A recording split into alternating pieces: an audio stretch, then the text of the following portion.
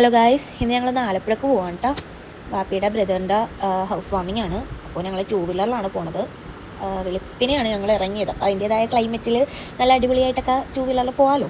പിന്നെയാണെങ്കിൽ half ഞാനും ഓടിക്കും, half ഇക്കായും ഓടിക്കും. അങ്ങനെയാണ് കേട്ടോ ഞങ്ങൾ പോയത്.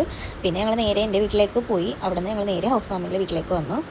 അപ്പം നല്ല മാഷാഅല്ലാഹ് നല്ല അടിപൊളി വീടായിരുന്നു. ഇവിടുത്തെ എല്ലാ തീമും അടിപൊളിയായിരുന്നു കേട്ടോ. ആ മജ്ലിസും പിന്നെ പെയിൻറ്റിൻ്റെ കളർ തീമാണെങ്കിലും ലൈറ്റ് വർക്കും എല്ലാം മാഷാഅല്ലാഹ് അടിപൊളിയായിരുന്നു. അച്ചളമാനെ എടുത്താല് അവിടെ ആ റൂമിലൊക്കെ പോ എല്ലാവർക്കും എടുത്ത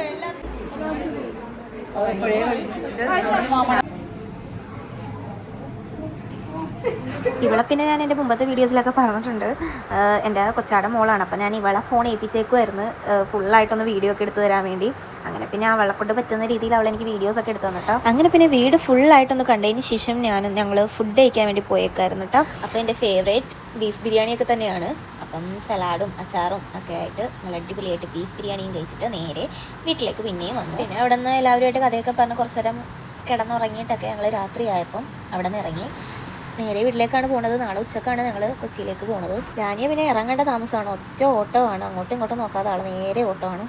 അങ്ങനെ പിന്നെ നേരെ വീട്ടിൽ വന്ന് പിന്നെ ഉമ്മിക്ക് പണിയായിരുന്നു, കാരണം രാത്രിയിലത്തെ ഫുഡ് ഉണ്ടാക്കണമല്ലോ. അങ്ങനെ ഉമ്മി നല്ല നെയ്പ്പത്തിരിയും ബീഫ് കറിയും ഒക്കെ പ്രിപ്പയർ ചെയ്ത് പിന്നെ അവിടെ നിന്ന് ബിരിയാണിയും ഒക്കെ കൊണ്ടുവന്നിട്ടുണ്ടായിരുന്നു. അപ്പോൾ ബിരിയാണി എനിക്ക് ഇഷ്ടപ്പെട്ടത് കാരണം ഞാൻ രാത്രി ബിരിയാണി തന്നെയാണ് കഴിച്ചത്.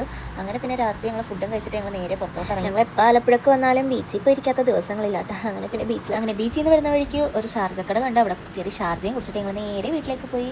അപ്പോൾ ഇന്നത്തെ വീഡിയോ ഇത്രയേ ഉള്ളൂ. ബൈ.